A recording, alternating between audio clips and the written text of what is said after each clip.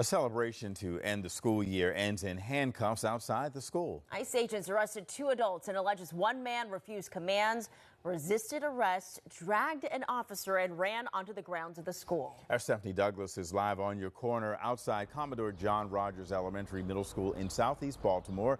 Stephanie, what can you tell us? What are we learning this morning?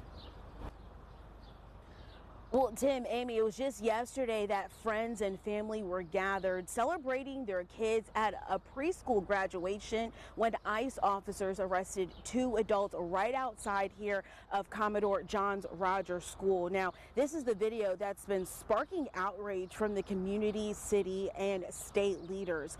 These arrests comes just weeks after Maryland lawmakers passed an emergency legislation restricting ICE operations at sensitive locations like public schools. Now, the Department of Homeland Security identifies one of those arrested as Jesus Acevedo Sanchez. They claim he violently resisted arrest, used his vehicle to get away from agents, and dragged an ICE officer.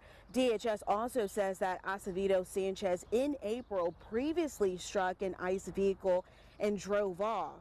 According to Maryland Senate President Bill Ferguson, children were in the back seat during Thursday's arrest and were brought inside by school staff. When we had this at 2 schools at Hampstead Hill and at Patterson Park Public Charter several weeks ago, there was an assurance made that there would not be any more enforcement actions in front of schools in any way. And here we are, June 11th, not even 2 weeks later, and total insanity is breaking out in front of schools.